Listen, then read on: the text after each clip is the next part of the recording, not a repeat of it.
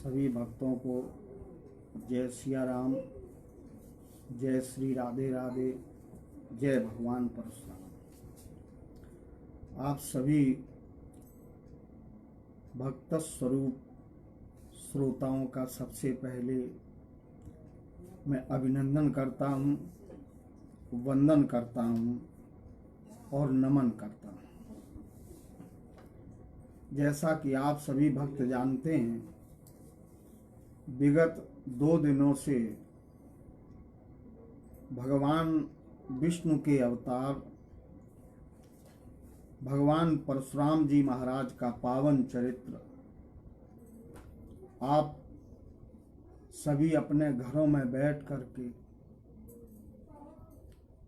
Facebook पर live एक आधार बना करके श्रवण कर रहे हैं। कल के पावन प्रसंग में भगवान परशुराम जी का पावन चरित्र प्रस्तुत हुआ, जिसमें कि भगवान परशुराम जी महाराज ने अपनी पिता की आज्ञा का पालन किया, लेकिन कोई अयश, कोई अपयश, किसी भी प्रकार का कलश उनके जीवन में नहीं आया। और मैंने कल प्रार्थना की थी कि हम लोग जो कथाएं सुनते हैं, चरित्र सुनते हैं, इनको आचरण में उतारना चाहिए। जब कभी कथाओं का बीज हमारे चरित्र की धरती पर, आचरण की धरती पर बोया जाता है तो सदाचार की फसल उत्पन्न होती है, जीवन जीने की हमें शिक्षा देता है परमात्मा का पावन चरित्र। किसी भी अवतार की कोई भी कथा हो, अवतारों में कोई भेद नहीं होता, सब एक ही परम पुरुष परमात्मा के पर्याय होते हैं। लोक कल्याण के लिए, धर्म के उत्थान के लिए और राक्षसता का, असुरता का, दानवीय शक्तियों का उन्मूलन करने के लिए अपनी निग्रह लीला के माध्यम से वे जो धरती पर आकर करते हैं, हम सभी भक्त उनके चरित्रों का गायन करके भवसागर से पार होते हैं। तभी शास्त्र कहते हैं, कथा श्रवणम वरम मन्ये तपोधना। तपस्या जिनकी संपत्ति है, जीवन भर जो तप करते हैं, वो भी भगवान की कथा सुनने को सर्वश्रेष्ठ परमात्मा की प्राप्ति का साधन मानते हैं। मर्यादा पुरुषोत्तम राम जी जिस समय भीलनी के यहाँ गए और नौधा भक्ति का उपदेश दिया, तो उसमें यही बात कही कि दूसरी रति मम कथा प्रसंगा। भगवान की दूसरी भक्ति है कि उनकी कथाओं में हम प्रेम करें, उनके चरित्रों से लगाव रखें। यदि हम रामचरितमानस के उस दोहे को उठाएं कि जो अपने जीवन में जीते जीते जीवन से मुक्त हो जाते हैं, संन्यस्त हो जाते हैं, जीवन से सुदूर हो जाते हैं, जीवन जीते हुए भी वे भी ब्रह्म चिंतन करने वाले महापुरुष सब कुछ छोड़ देते हैं, लेकिन कथा नहीं छोड़ते। जीवन मुक्त ब्रह्म पर चरित सुनहि तज ध्यान। ऐसे भगवान के अवतार परशुराम जी महाराज के पावन चरित्र में तृतीय दिवस की सत्संग समयावधि में हम लोग प्रवेश कर रहे हैं। कल के प्रसंग से थोड़ा सा अपना मन जोड़ें। मैं निवेदन करता हूं कि कल के प्रसंग में आप सभी भक्तों ने श्रवण किया था कि अपने पिता को सप्त ऋषियों में स्थान दिलाया और स्थान दिलाने के बाद भगवान परशुराम जी ने एक विशाल यज्ञ किया। एक विशाल यज्ञ किया और सर्वदेवमय आत्म स्वरूप का परशुराम जी महाराज ने यजन किया, पूजन किया, अपने आत्मा के स्वरूप को पहचाना। एक शब्द में हम कह सकते हैं कि आत्म साक्षात्कार किया।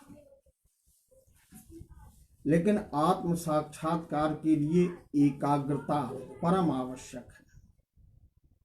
जब संसार में भी रह करके हम एकाकी हो जाएं, अपने भीतर स्थित हो जाएं, संसार के तमाम झंझा बातों से, तमाम आंदोलनों से, तमाम प्रकार की विभीषिकाओं से जब हमारा चित्त भीतर की ओर उन्मुख हो जाए, अंतर्मुखी हो जाए, तब हम आत्म साक्षात्कार के धरातल पर खड़े हो सकते हैं। भगवान परशुराम जी ने यज्ञ के उपरांत सर्वदेवमय आत्म स्वरूप यज्ञ किया। हमारी आत्मा ही समस्त देवताओं का स्वरूप है, ऐसा मान करके यज्ञ किया। और उस यज्ञ में जितनी भूमि भगवान परशुराम जी ने जीती थी, वो भूमि का उन्होंने दान किया। श्रीमद् भागवत महापुराण में व्यास जी महाराज वर्णन करते हैं कि यज्ञ के बाद स्नान करके समस्त पापों से मुक्त होकर ब्रह्म नदी सरस्वती के पावन पुलिन पर भगवान परशुराम जी जिस समय विराजमान हुए, उस समय ऐसा लगता था कि मानो करोड़ों सूर्यों की आभा उनमें समाहित थी। भागवत में वर्णन है कि भगवान परशुराम जी का अस्तित्व सदा सर्वदा सर्वकालिक और समस्त युगों में है।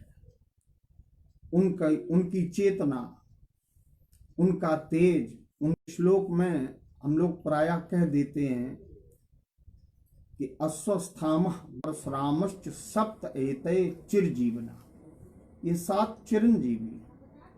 लेकिन श्रीमद् भागवत महापुराण के 9वें स्कंद में जहाँ भगवान परशुराम जी का चरित्र आया, वहाँ इनके चरित्र के उपराम में एक श्लोक है कि आस्ते अध्यापि महेंद्रादौ। आस्ते माने हैं, अद्य अपि आज भी, अद्य माने आज, अपि माने भी, महेंद्राद्रौ महेंद्राचल पर्वत की पावन तलहटी में भगवान परशुराम जी आज भी उपस्थित हैं। लेकिन अब हैं किस प्रकार, तो आगे बताते हैं न्यस्त दंडहा। न्यस्त माने त्याग दिया है, दंड माने दंड देना। परशुराम जी ने दंड देना अब त्याग दिया है। और प्रशांत धी कहते बुद्धि को, उनकी बुद्धि स्थित प्रज्ञ हो गई है। उनकी बुद्धि शांत नहीं, शांत में भी एक उपसर्ग लगा है, प्रशांत हो गई है। उपगीयमान चरितहा सिद्धा गंधर्व चारण।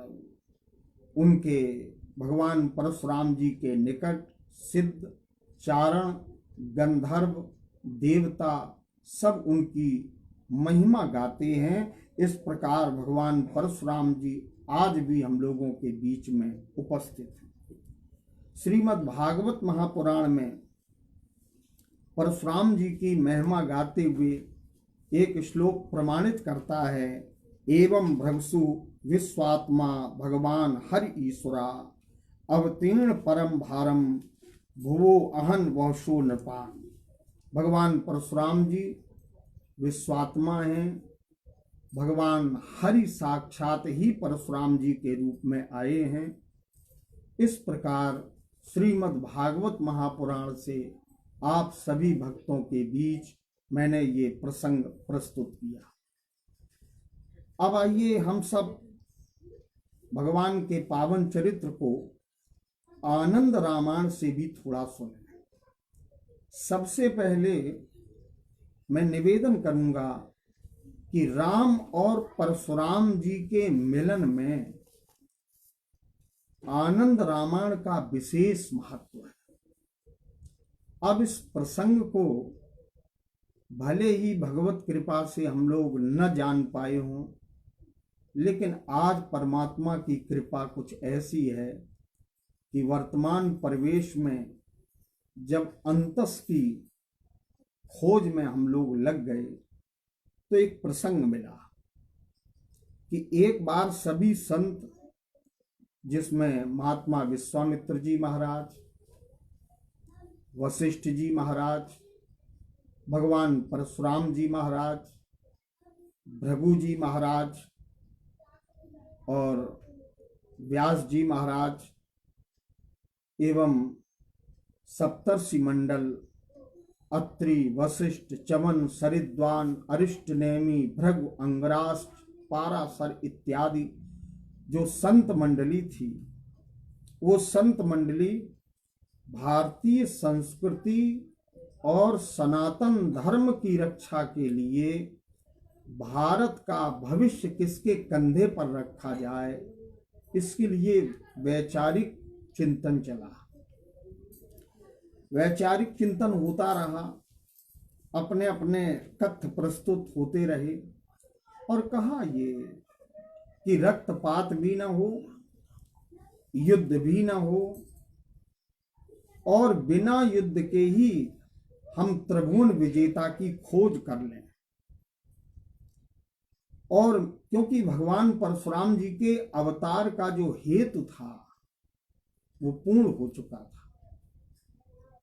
तब आनंद रामायण के बाल कांड में एक प्रसंग आता है कि अम्बा पार्वती भगवान शिव से कथा सुन रही थी। कथा सुनते सुनते अचानक अम्बा पार्वती ने प्रश्न कर दिया कि भगवान परशुराम भी भगवान के अवतार, राघवेंद्र सरकार भी राम के अवतार, लेकिन इन दोनों का परस्पर मिलन कैसे हो गया, ये प्रसंग हमें सुनाइए।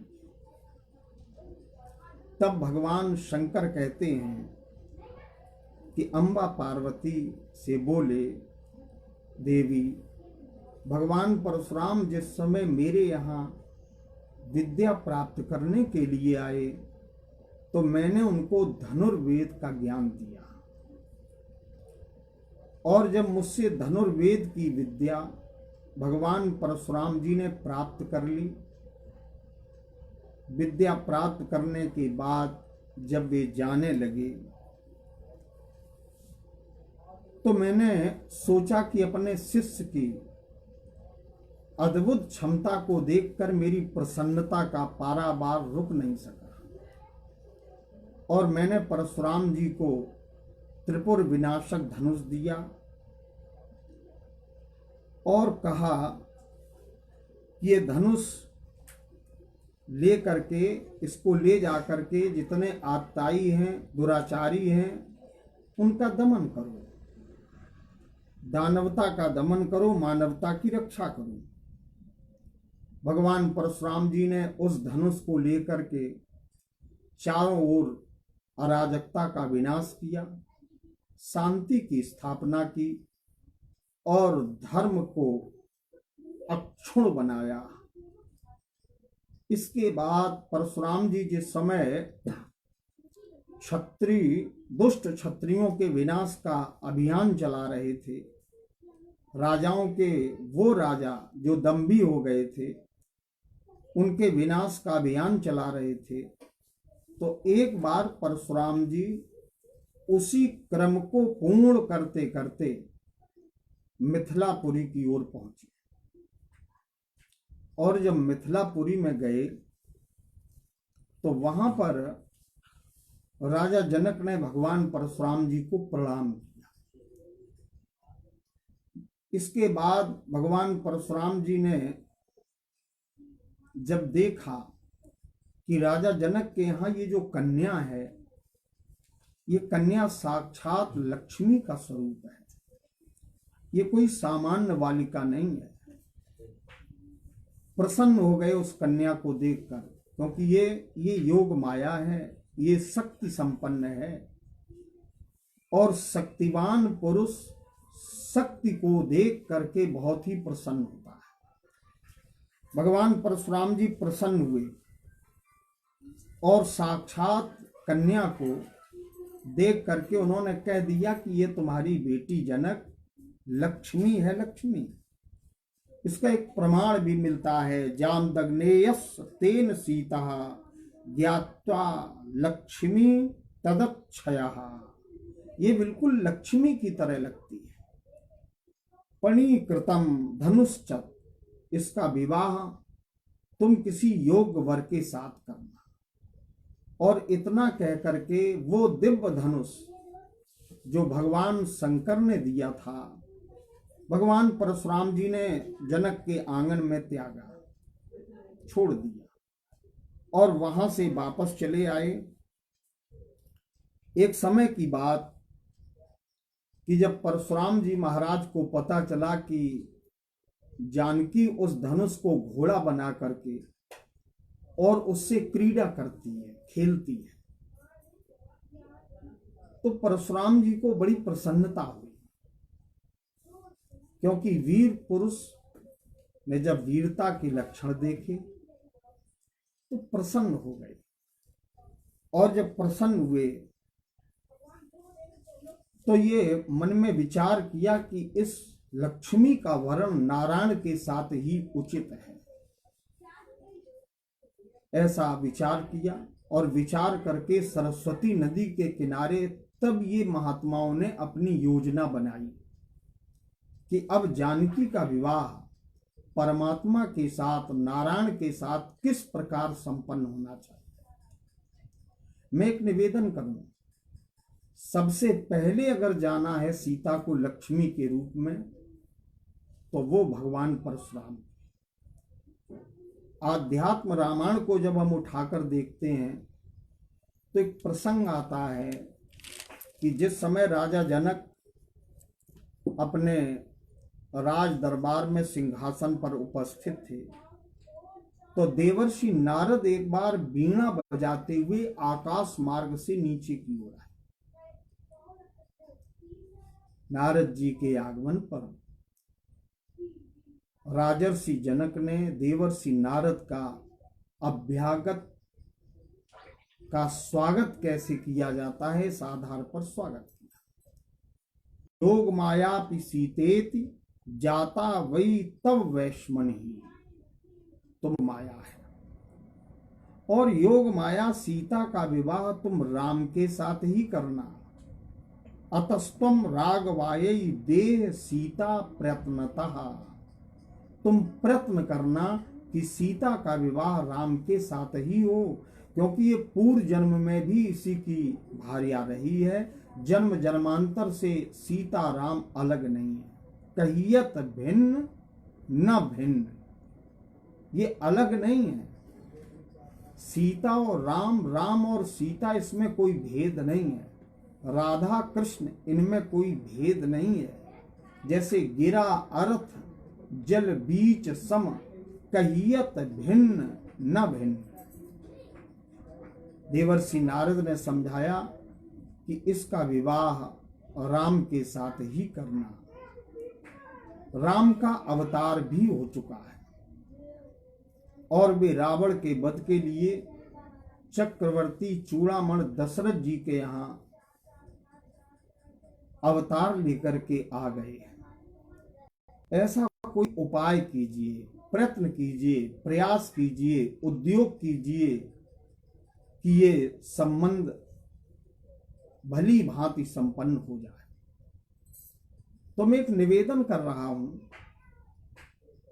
कि बहुत लोग ये सोचते हैं कि भगवान परशुराम जी ने धनुष भंग के बाद विरोध किया, लेकिन विरोध नहीं, धनुष भंग कराने के मूल में यदि प्रेरणा किसी की है तो वो प्रेरक भगवान परशुराम ही है। उन्होंने जनक के यहाँ धनुष रखा। आध्यात्म रामायण का प्रसंग और आनंद रामायण का प्रसंग जोड़ करके मैं आप सबके बीच प्रस्तुत कर रहा हूं। यद्यपि वाल्मीकि रामायण में थोड़ा सा भिन्नता है, लेकिन धनुष राजा जनक के यहां पहुंचा, ये बात सुनिश्चित है।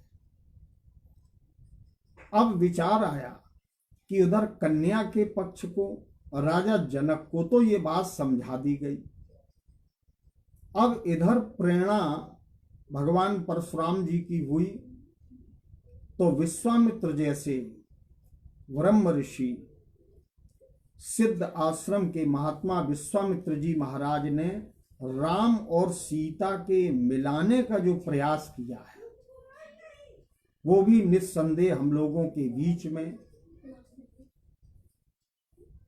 मैं तो कह सकता हूं कि विस्मृत नहीं किया जा सकता। अब एक यहां प्रश्न बनता है कि राम और सीता के मिलन के लिए विश्वामित्र को ही क्यों चुना गया, शास्त्रों ने उन्हीं की उपस्थिति क्यों कराई। तो इस संदर्भ में हम लोग भगवान परशुराम के चरित्र से इस चरित्र को जोड़े हैं, क्योंकि चरु के निर्माण से भगवान परशुराम जी का भी जन्म हुआ, और चरु का कारण महामुनि विश्वामित्र जी के जन्म में भी कारण जो था वो चरु रहा, वो मंत्र शक्ति रही, और राम जी के जन्म में भी जो प्रेरणा है वो मंत्र शक्ति की प्रेरणा है। तो मंत्र शक्ति का प्रयोग परशुराम जी के जन्म में, मंत्र शक्ति का प्रयोग विश्वामित्र जी के जन्म में, और मंत्र शक्ति का प्रयोग, यज्ञ की विधा का प्रयोग परमात्मा राघवेंद्र सरकार के अवतरण में। संबंधी भी थे विश्वामित्र जी और ब्रह्मर्षि भी थे। परशुराम जी महाराज विश्वामित्र जी के आश्रम में बहुत दिनों तक रुके भी थे, अतएव परशुराम जी ने विश्वामित्र जी को इसके लिए अधिकृत किया। तभी तो तुलसी लिखते हैं कि गादि तनय मन चिंता व्याप। आप विचार करें, यज्ञ तो वो नित्य करते थे, यज्ञ में विघ्न आते ही थे, लेकिन जब ये प्रेरणा, जब ये शब्द उनके कान में पड़े, तब उन्होंने विचार किया, और जब विचार किया तो सोचा कि बिना परमात्मा के ये निशाचरों की शक्ति, मानवता को ठेस पहुंचाने वाले राक्षसी प्रवृत्ति के लोगों का दमन बिना परमात्मा के संभव नहीं है। विश्वामित्र जी महाराज ने चिंतन किया, तब मुनिवर मन कीन विचारा, तो निर्णय मिला प्रभु अवतरे हरन महिमा। विश्वामित्र जी गए, राम जी और लक्ष्मण की याचना की, और कारण ये बताया कि निश्चर वध मैं होव सना था, मैं निशाचरों का वध करूंगा और अनाथ हूं, क्योंकि जब तक जीव को परमात्मा की प्राप्ति नहीं होती तो संसार में सब कुछ प्राप्त कर लेने के बाद ये जीव अनाथ ही होता है। सनाथ तो तभी होता है जब भगवत तत्व की कृपा जीवात्मा को सहज में या साधना से या उनकी कृपा से या निज समर्पण से प्राप्त हो जाए। विश्वामित्र जी सनाथ भी होना चाहते थे। अनाथ है जीव, सनाथ अपने स्वामी को प्राप्त करके होते। प्रार्थना की, चक्रवर्ती दशरथ जी महाराज ने दे दी। क्योंकि इस प्रसंग को हम संक्षेप में यूं कहना चाहते हैं, कारण यह है कि भगवान परशुराम जी की महिमा मंडित करना ये उनके जन्मोत्सव का मूल बिंदु है। तो राम जी को, लक्ष्मण जी को ले आए,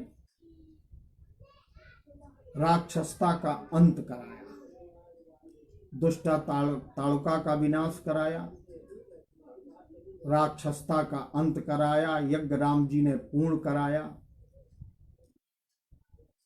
अब यहां एक प्रश्न बनता है कि जब विश्वामित्र जी राम जी को यज्ञ की रक्षा के लिए ही मांग कर लाए थे।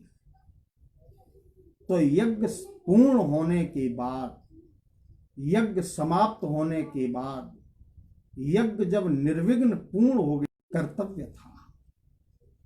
लेकिन महापुरुषों के चरित्र सब, इस आधार पर जब यज्ञ हो गया तब तुलसी ने भी इस मर्म को खोला है कि बड़े आदर के साथ, बड़ी आस्था के साथ महात्मा विश्वामित्र जी महाराज ने राम जी को समझाया। तब मुनि सादर कहा बुझाई, बुझाई शब्द का अर्थ है समझाया, कि हे राम, संसार में तुम्हारा चरित्र प्रकाशित है, लेकिन एक चरित्र देखने के लिए चले। जिसके चरित्र देखने के लिए, जिसके चरित्र सुनने के लिए भगवान शंकर भी सत्संग में जाया करते हैं, उनको चरित्र दिखाने के लिए विश्वामित्र जी ने प्रार्थना की। साथ राम जी से कहा। अब थोड़ा यहां चिंतन करें, मनन करें। जब याचना करके आए राम जी और लक्ष्मण जी महाराज विश्वामित्र जी के चरणों की सेवा करते थे। विश्वामित्र जी गुरु पद पर थे, उन्होंने विद्याएं भी दी थी, बला और अतबला नाम तमाम दिव्य अस्त्र भी दिए थे। और इसके बाद बड़े आदर के साथ समझाते हैं कि आओ धनुष यज्ञ में चले। जैसे ही पूरी चर्चा की तो राम जी भी प्रसन्न हो गए। हरस चले मुनिवर के साथ, विश्वामित्र जी के साथ परमात्मा राम जी चले। मैं ये जो चरित्र प्रस्तुत कर रहा हूं उसके मूल में प्रार्थना करता हूं कि भक्त इतना जरूर समझे कि ये प्रेरणा परशुराम जी की थी। ऐसा कोई विषय नहीं है जो परशुराम जी के संज्ञान में न हो, उनकी जानकारी में न हो। राजा जनक को प्रण करने के लिए भी परशुराम जी ने सीधे आज्ञा दी थी कि इस पर तो ये धनुष मेरा है, इस पर तुम प्रण करो ताकि लक्ष्मी को नारायण की प्राप्ति हो जाए। विश्वामित्र जी लेकर जाते हैं, मार्ग में अहल्या का उद्धार कराते हैं। गौतम की पत्नी अहल्या जो प्रतीक्षा कर रही थी वर्षों से, चारित्रिक दोष अनजाने में आने के कारण पति से प्रत्यज्य थी वो। विश्वामित्र जी महाराज ने राम जी की चरण रज से उसका उद्धार कराया। भगवती गंगा के जल से स्नान हुआ, तब प्रभु ऋषिन समेत नहाए। आगे बढ़े और जिस समय धनुष यज्ञशाला में पहुंचे राम जी, तो अगर ये पहले से सुनियोजित नहीं था तो जनक जी ने और किसी राजा का राजोचित सत्कार नहीं किया। लेकिन जब राम और लक्ष्मण पहुंचे तो राजा जनक ने बहुत सुंदर सत्कार किया। विश्वामित्र जी के चरण पकड़े, सेवा की और रुकने के लिए उन्हें सुंदर सदन सुखद सब काला विश्राम के निमित्त दिया। धनुष यज्ञ की जिस समय विधि संचालित हुई उस समय सतानंद जी को बुलाया और तत्काल भेजा। कहीं ऐसा न हो कि गुरुदेव विश्वामित्र और परमात्मा राम अपने को अनाहूत समझें। सतानंद जी जाते हैं, प्रार्थना करते हैं, जनक विनय तिन आए सुनाई, और बड़ी प्रसन्नता के साथ दोनों भाइयों को लेकर के आए। मिथिलापुर वासियों ने राम जी और लक्ष्मण जी का दर्शन प्राप्त किया। इसके बाद सब मंचन ते मंच एक सुंदर विशद विशाल, मुनि समेत दो बंद तहां बैठारे महिपाल। सबको बैठाल दिया। तदोपरांत राजा जनक के बंदी जनों ने जिस समय प्रण की घोषणा कराई, सोई पुरारी को दंड कठोरा, राज समाज आज जही तोरा, त्रिभुवन जय समेत वैदेही, बिनहि विचार बरम। कभी कभी इस बात पर तर्क होता है कि बिना विचार के क्यों। तो मैं एक यहां समाधान देना चाहता हूं, जिस पर भगवान परशुराम जैसा अवतारी पुरुष विचार कर रहा हो, जिस पर महामुनि विश्वामित्र जी विचार कर रहे हो, जिस पर जनक जैसा ब्रह्मज्ञानी विचार कर रहा हो, जिस पर अन्य संतों ने पहले ही विचार कर लिया हो, तो इसलिए राजा जनक ने कह दिया विनहि विचार, अब विचार की आवश्यकता ही नहीं है, क्योंकि विचार तो राम के अन्वेषण के लिए विश्वामित्र जी ने पहले ही कर लिया। तब मुनिवर मन कीन विचारा, जब विचार हो गया तो विचार की आवश्यकता अब नहीं है। एतदर्थ राजा जनक कहते हैं बिनहि विचार बरों हटते हैं, मैं बिना विचार के ही वर्ण कर दूंगा। जैसे ये प्रतिज्ञा सुनाई गई तो राजा लोग उठे। आप सभी भक्त जानते हैं, रामचरितमानस में भी ये प्रसंग सुनते हैं, लेकिन शिव धनुष का खंडन, त्रिपुर विनाशक उस धनुष का कोई खंडन नहीं कर सका। जब कोई खंडन नहीं कर सका तो जनक जी ने कुछ वीरों को ललकारते हुए कहा तो लक्ष्मण जी का पुरुषार्थ जागा।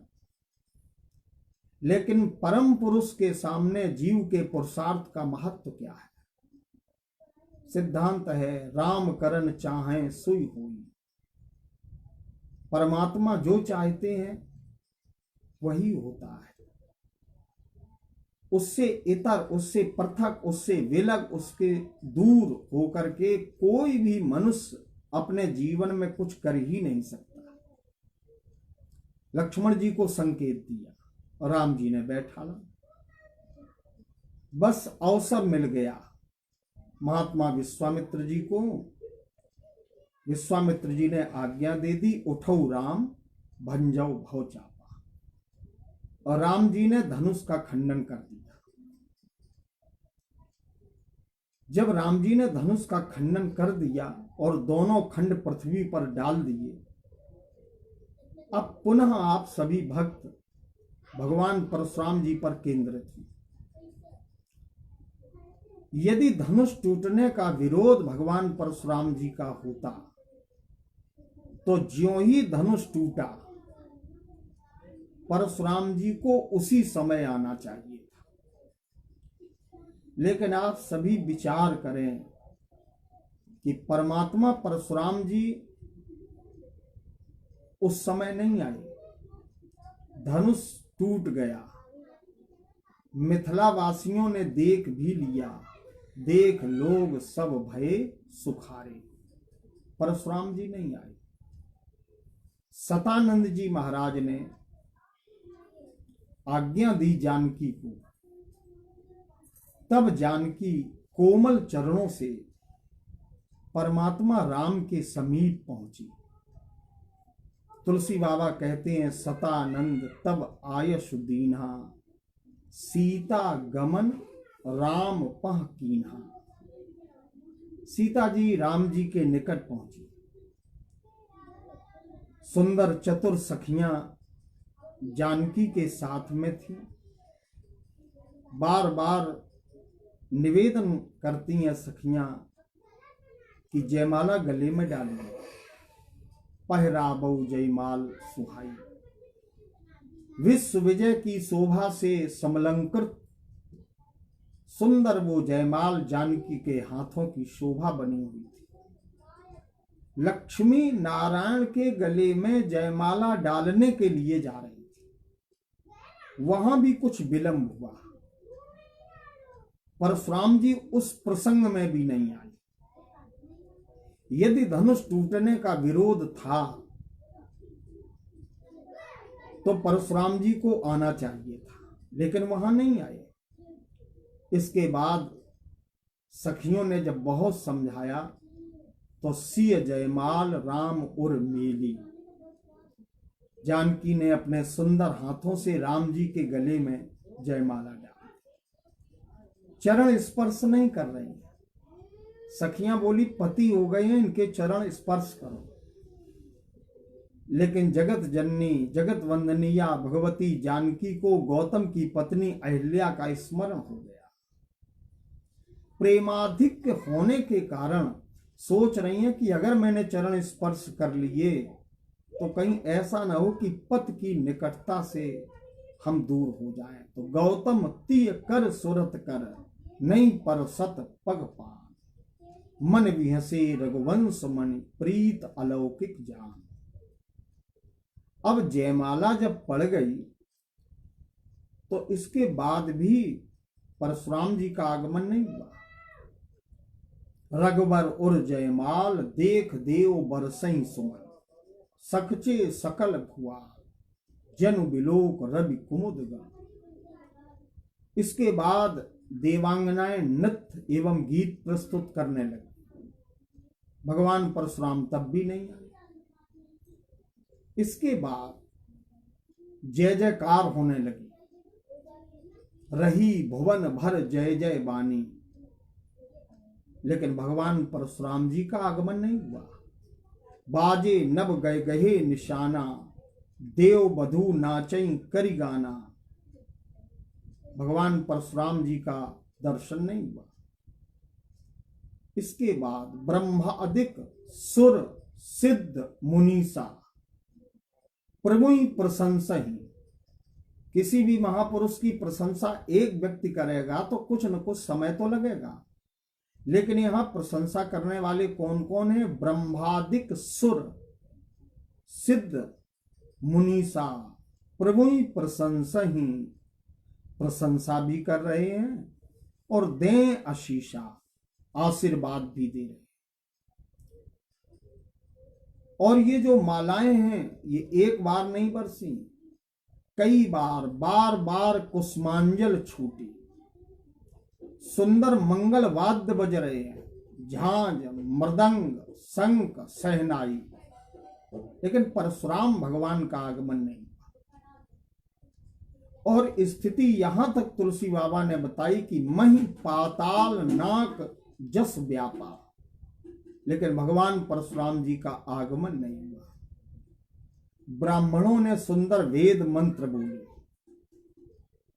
आप सभी विद्वत जन जानते हैं कि कोई भी एक वेद का मंत्र बोला जाएगा तो उसमें समय लगेगा, क्योंकि मंत्र बोलने की विधाएं हैं। उसका जटा पाठ है कि घन पाठ है कि बल्ली पाठ है, किस प्रकार वो मंत्र बोला जा रहा है, उसमें स्वर कितना होना चाहिए। क्योंकि मंत्र बोलने में साम वेद का ज्ञान अपरिहार्य है, अति आवश्यक है। साम वेद में छंद शास्त्र के ज्ञान के बिना मंत्र अपना फल नहीं देता।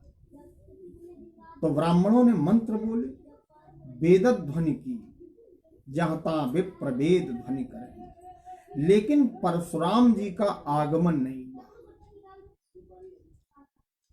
मैं यहां ये बात निवेदन पूर्वक कहना चाहता हूं कि अगर परशुराम जी की प्रेरणा नहीं थी, अगर परशुराम जी की इच्छा नहीं थी, भगवान परशुराम जी की सम्मति नहीं थी, भगवान परशुराम जी की जानकारी में ये प्रसंग नहीं था, तो उन्हें तत्काल धनुष भंग के बाद आना चाहिए, तत्क्षण आना चाहिए। लेकिन इतना कार्यक्रम संपादित हो गया, परशुराम जी का आगमन नहीं हुआ।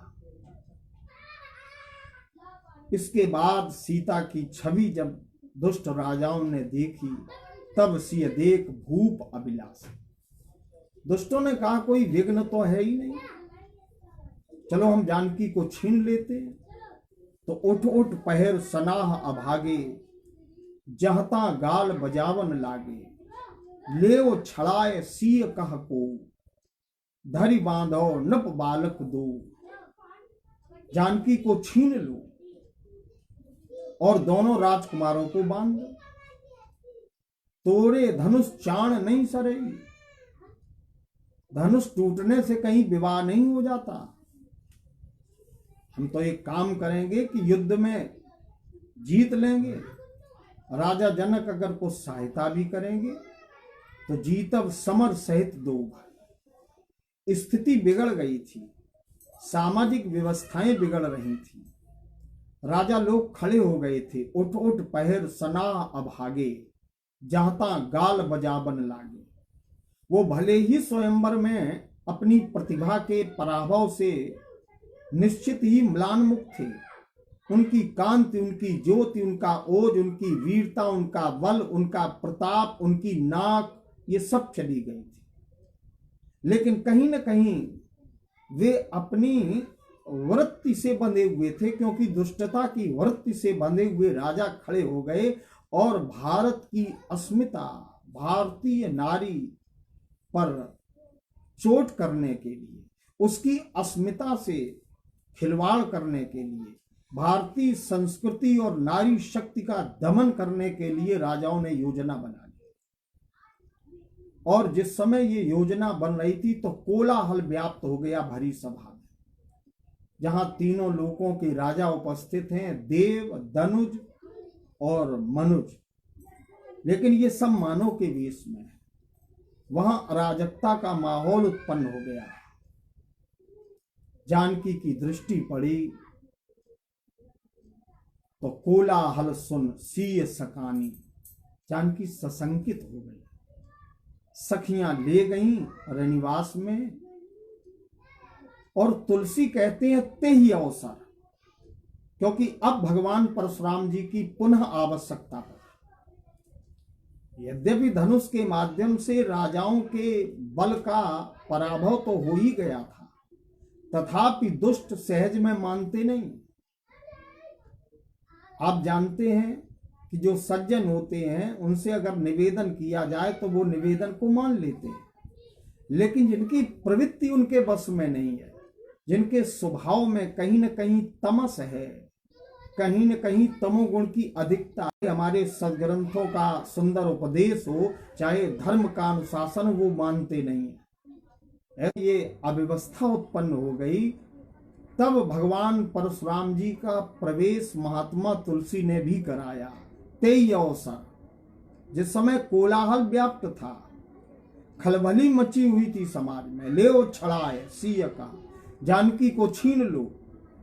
आप विचार करें, भारत की नारी की अस्मिता पर अगर कोई चोट पहुंचाए तो परमात्मा सीधे रक्षा करने के लिए आते हैं। इस बात का भी संदेश समाज में जाता है, और ये संदेश लेना चाहिए, क्योंकि नारी वो शक्ति का स्वरूप है।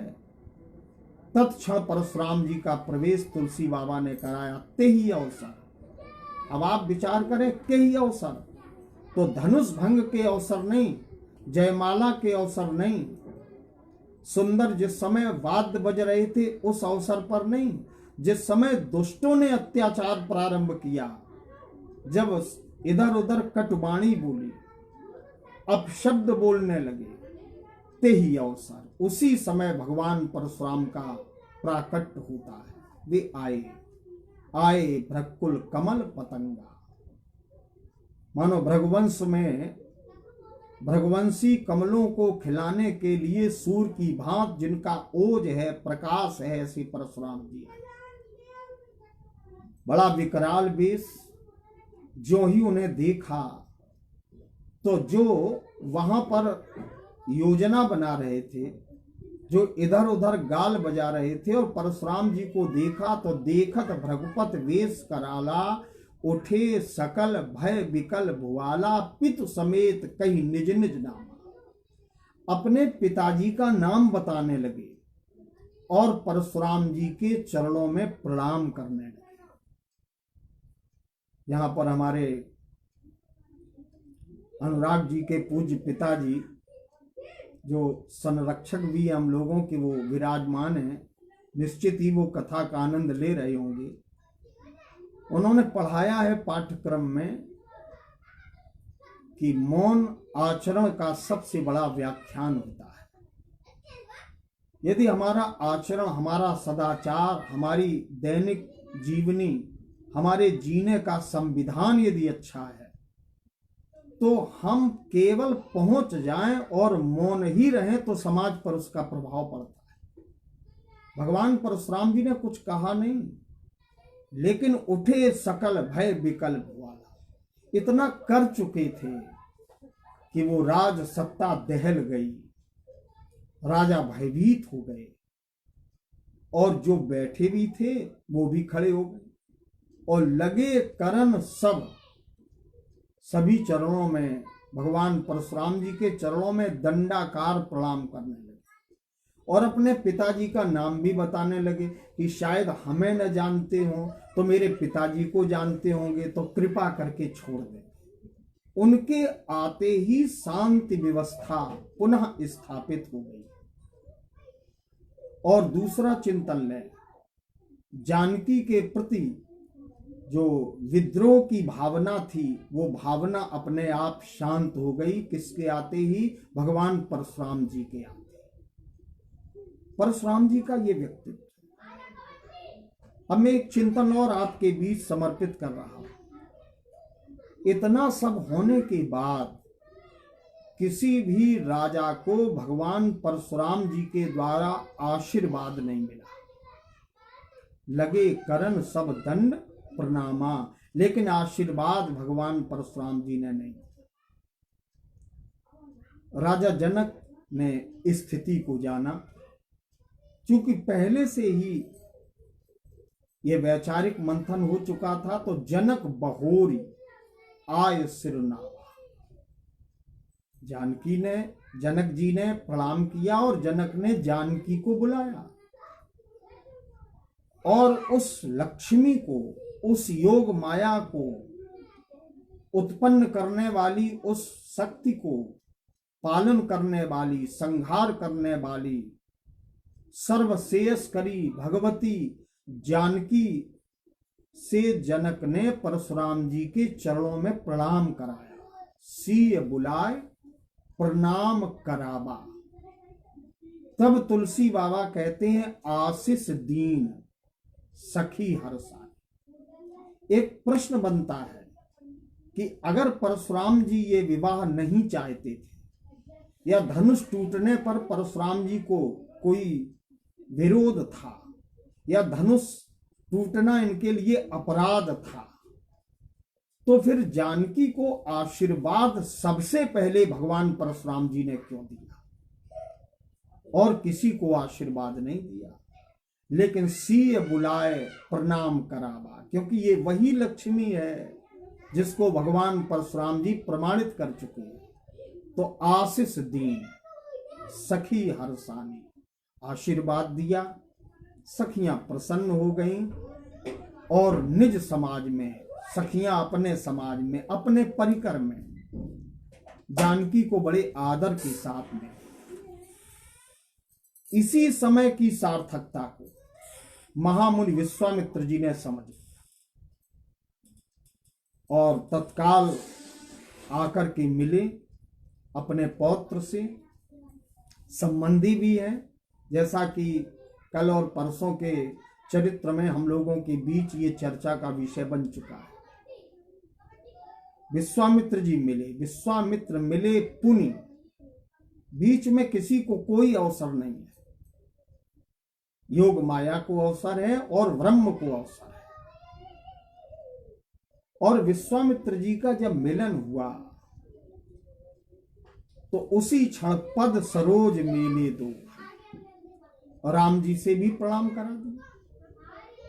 और जब राम जी को देख लिया और यदि जानकी के वर को देखने की कामना न होती तो राम ही चितय, राम जी को जिस समय देखा तो रहे थकी लोचन, भगवान परशुराम जी के नेत्र थक गए, माने उन्हें आनंद मिल गया, विश्राम मिल गया। और देखते कि एक दिन जानकी को देखा था। जिस समय जानकी को मैंने देखा तो वो हमें लक्ष्मी लगी। यद्यपि सौंदर्य, सांसारिक सौंदर्य, वासना को अंदर अलौकिक होता है, दिव्य होता है, विकार रहित होता है, वो सौंदर्य ही उपासना को जन्म देता है। इस बात पर ध्यान दें, मेरे निवेदन को स्वीकार करें।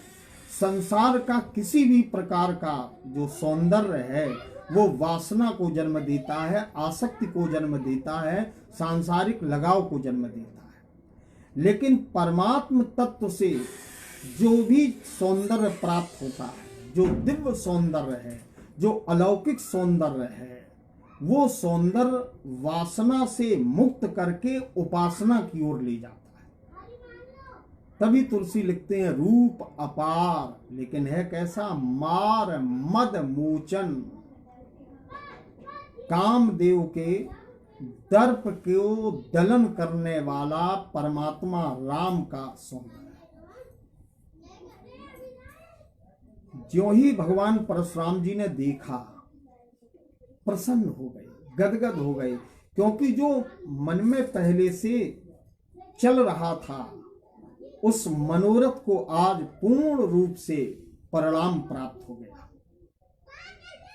लेकिन परशुराम जी ने इसके बाद प्रश्न भी किया। अब तीसरी बिंदु पर हम लोग चर्चा करते हैं। अगर परशुराम जी को धनुष भंग का विरोध ही पूरी तरह करना था तो परशुराम जी का प्रश्न ये होना चाहिए कि धनुष ये क्यों तोड़ा गया। लेकिन परशुराम जी पूछते हैं कौजल जनक धनुष कै तोड़ा, धनुष किसने तोड़ा। केवल इतना ही नहीं, आगे कहते हैं वेग दिखाओ, हमें उसको दिखाओ, बताओ भी और दिखाओ। क्योंकि जब हम परमात्मा के संदर्भ में कुछ सुनते हैं, उनकी कथाएं, उनका चरित्र सुनते हैं, तो निश्चित ही देखने की इच्छा उत्पन्न हो जाती है। वेग दिखाओ मूढ़ न तो आजू, उल्टो मही जहां लग तब राजू। तो देखना ही क्यों चाहते हैं? ये क्यों नहीं कहा सीधे कि तुमने धनुष का खंडन क्यों कराया? धनुष तोड़ने वाला कौन है उसको जानना चाहते हैं। इसका अभिप्राय है कि हम धनुष तोड़ने वाले को अर्थात भगवत्ता की सत्ता से संयुक्त अवतारी परमात्मा राम को तीनों लोकों के राजाओं के सामने, संतों के सामने, देवताओं के सामने और प्रमाणित करना चाहिए। क्योंकि उस समय तीनों लोकों में भगवान परशुराम से बड़ा कोई योद्धा नहीं था। इसलिए भी प्रश्न देखिए और इसकी गहराई में जाइए। नाट्य धर्म के अनुसार भगवान परशुराम जी की ये लीला है और लीला में कुछ न कुछ किया जाता है। एक मैं उदाहरण दे रहा हूं। जानकी जी जिस समय जानकी जी का हरण हुआ और लक्ष्मण जी गोदावरी की ओर चले तो तुलसी कहते हैं रघुपत अनुजहि आवत देखी तो बाहिज चिंता की। चिंता भीतर से राम जी को नहीं है, लेकिन बाहर से चिंता है। क्योंकि अवतारी पुरुष भगवान जब लीला करते हैं तो वे उस लीला में, उस कर्म में आसक्त नहीं होते हैं। जीव जब कोई कर्म करता है तो कर्म में आसक्त होता है। परमात्मा सृष्टि भी अपनी बनाते हैं, लेकिन सृष्टि में भी वे आसक्त नहीं होते हैं, उनका अधिक लगाव नहीं होता है, क्योंकि वो तीनों गुणों से परे है। कहने का अभिप्राय कि भगवान परशुराम जी महाराज भीतर से विरोध नहीं कर रहे। जीवाचार लक्ष्मण जी ने कुछ चर्चा की, परमात्मा राम जी महाराज बार बार समझाते, अंत में निर्णय पर हम लोग आते हैं। राम जी महाराज ने सीधी बात कह दी कि छुअते टूट पिनाक पुराना। ये कार्य तो अवतारी पुरुष की संकल्प शक्ति के द्वारा ही हो जाते हैं। मैं अभिमान क्यों करूंगा? क्योंकि मैं करता नहीं हूं। और परमात्मा करता होते हुए भी अकर्ता है और अकर्ता होते हुए भी करता है। और जो कर्ता अकर्ता, कर्ता होते हुए अकर्ता और अकर्ता होते हुए भी करता हो, वो समर्थ ही परमात्मा होता है। ऐसे भगवान राघवेंद्र सरकार के गुण वचन जिस समय सुने और ब्राह्मणत्व की सत्ता को जो मानता है, भगवत्ता के गुण उसी में होते हैं। अंत में कह दिया अभय होए जो तुम्हें डराए। जब इस प्रकार के भाव सुने तो भगवान परशुराम जी ने अपना वो धनुष, वो दिव्य धनुष राम जी को दिया और कहा कि मेरे मन में संदेह है कि आप वही हैं जिसकी मैं प्रतीक्षा कर रहा हूं, जिसकी मैं खोज कर रहा हूं। दक्षिण में पनपने वाली राक्षसता का उन्मूलन जिसके द्वारा होना है, मैं उसकी प्रतीक्षा कर रहा हूं। यदि आप वही हैं तो खींचो मोर मिटे संग, तो इसको खींचिए। जैसे ही भगवान परशुराम जी ने वो धनुष दिया, और ये धनुष रमापति का था, भगवान विष्णु का धनुष था। आज कथा के विश्राम के समय एक निवेदन करूंगा कि थोड़ा हम लोग इस प्रसंग को स्मरण जरूर रखें। आज के प्रसंग में एक धनुष राम जी को दे रहे हैं, और कल भी एक प्रसंग में आपके बीच प्रस्तुत करूंगा जो वाल्मीकि रामायण के अनुसार होगा, जिसमें राम जी का विवाह होगा और विवाह के बाद भगवान परशुराम जी का मिलन होगा। तो उसमें राम जी और परशुराम जी के मध्य की वार्ता होगी। इसके बाद कल के प्रसंग में हम लोग थोड़ा द्वापर की यात्रा में भगवान परशुराम जी की जो महती भूमिका रही है द्वापर युग में, उस पर भी चर्चा करेंगे। इस प्रकार से पूरे धनुष यज्ञ प्रसंग में परशुराम जी की महती भूमिका है। और यदि ऐसा न होता, आदर भाव न होता, राक्षसता के विनाश के लिए यदि परशुराम जी की कृपा राम जी को प्राप्त न होती, तो संभवतः ये चरित्र ही भगवान परशुराम के बिना अधूरा रहता। इसलिए मैं निवेदन करूंगा कि भगवान परशुराम जी का जो विरोध है धनुष यज्ञ प्रसंग में, लक्ष्मण परशुराम जी का जो संवाद है, उसकी अतल गहराइयों में जब प्रवेश करेंगे तब यथार्थ को भगवत कृपा से कुछ थोड़ा बहुत जान पाएंगे। भगवान परशुराम जी का जीवन आज के प्रसंग में यदि हम देखें तो त्याग का प्रतीक है। समस्त पृथ्वी को जीत करके जिसने अपने लिए समुद्र से भूमि मांगी, परशु फेंका, समुद्र पीछे चला गया और वो सूर्यपारक क्षेत्र बना, और वहीं महेंद्रगिरि पर परशुराम भगवान आज भी निवास करते हैं और नित्य ही वे नीचे तलहटी में विचरण करते हैं। कुछ भक्त गए भी हैं, उन्हें प्रातःकाल ब्रह्म मुहूर्त में उनके चरणों की आहट भी सुनाई पड़ती है। जब वो अपने में हो करके आत्मबोध जब करते हैं, श्रवण करते हैं, तो वही दिव्य उनके चरणों की आहट, उनकी खड़ाओं की ध्वनि सुनाई पड़ती है, जिसके लिए लोग महेंद्रगिरि की यात्रा भी करते हैं। इन्हीं शब्दों के साथ कल के पावन प्रसंग में संक्षेप में राम और सीता के विवाह की चर्चा करते हुए, इसके बाद जब वापस बारात लौटती है तो परशुराम जी का मिलन होता है। हमारे कहने का आशय है, चाहे आध्यात्म रामायण पढ़िए, चाहे वाल्मीकि रामायण पढ़िए, चाहे आनंद रामायण पढ़िए, चाहे आप रामचरितमानस पढ़िए, लेकिन परशुराम जी का जो मिलन है राम जी से, वो धनुष भंग के बाद और सीता से वरण होने के बाद ही हुआ है। इसका अर्थ है कि परशुराम जी की महती इसमें प्रेरणा है, और यही कारण था कि राम जी के अस्तित्व को परशुराम जी महाराज के द्वारा बढ़ाया जाना था। आज की कथा को इसी पावन प्रसंग पर हम लोग प्रणाम करते हैं।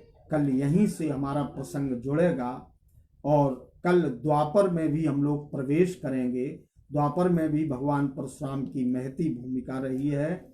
मैं लखनऊ के जो निवासी हैं, जो सुन रहे हैं बड़े प्रेम के साथ, भाई कल तो धनंजय द्विवेदी जी भी हमसे जुड़ गए, हमारे चाचा जी भी जुड़े हुए हैं, अनुराग का परिवार भी जुड़ा हुआ है पूरा। मैं सबके प्रति कृतज्ञता ज्ञापित करते हुए, और भी जो श्रोता जुड़े हैं सबको बहुत बहुत धन्यवाद ज्ञापित करते हुए, जय श्री राम, जय भगवान परशुराम।